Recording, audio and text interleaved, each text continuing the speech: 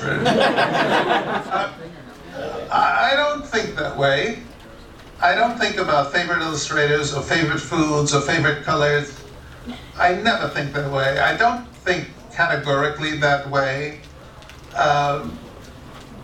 I find satisfaction in so many different things, culturally, artistically, personally, that I've never arrived at that idea that I have a favorite anything. I mean, if you asked me what my favorite food was, I would die trying to figure out what it was.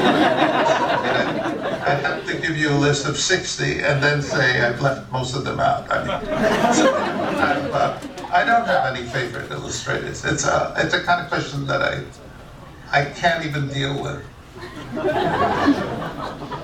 obviously, some of the Italian artists, Renaissance artists, were really influential in your work. Yeah. Well, I have less trouble with history. I mean, Piero della Francesca, right up there. Michelangelo, Da Vinci, Giorgione, certainly the guy I studied with, Morandi. But it would be a very long list, you know, very long list. And my character is very eclectic. I mean, and I hope non-ideological. And I like romantic painting, I like classical painting, I like exuberant painting, I like modest painting. I mean, I don't have that construct of favorite anything. I have to say that when people ask me this question, and they always like to ask this question, I mean, I don't know what an indication of, but I can't ever answer it. I think it was just me trying to figure out your influences for studying for so long. I think that's what I'm so visually ambitious that my influences are just almost anything. The arts impression movements, the Viennese Secession, Cubism, Impressionism, Neoclassicism, all that stuff is equally interesting to me in the curious way. And what I'm doing now, for instance, is this kind of an extension of this idea. I started designing rugs 5 years ago because I was interested in the idea of learning something through failure, because that's the way you learn. You learn by failing, and the great things that painters can do is they can fail and then take that knowledge and take it to another painting and fail again, and then they take that knowledge, take it to another painting and fail again. And in failure, you learn what you're doing. Now, in our business, professional applied art, the problem is you have to move towards success. You develop a commodity, something you do better than anybody else. And then you learn how to do that, and then you get the reputation of doing that better than anybody else. And then anytime somebody wants a picture of a Cocker Spaniel, they call you. Throw in the best Cocker Spaniels.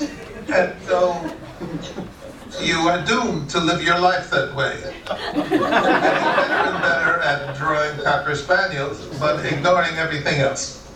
So I realized that the clue to professional life is to not get too deeply engaged in your success and try to keep moving into those areas that you don't really understand, which is what artists and poets do, right? At least the good ones.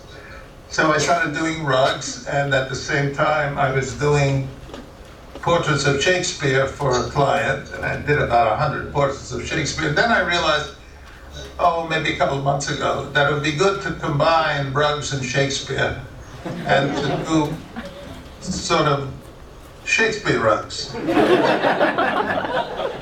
Now we've been working on these portraits of Shakespeare as influenced by rugs.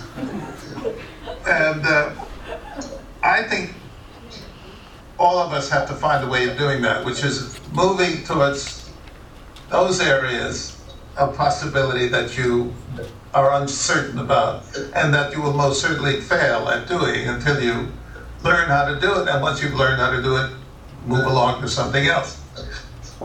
But that makes you curious about other things. I mean, what I've been looking at while I was doing Shakespeare, it may have been 18th century engraving, but what I'm looking at now while I'm doing rugs are Persian decorative flowers. I mean, all these areas of interest inform one another, and they move you along off your talent and off your development and off your success, and also off your identity as a specialist. And because professional growth and personal growth are not necessarily the same thing. You're very welcome.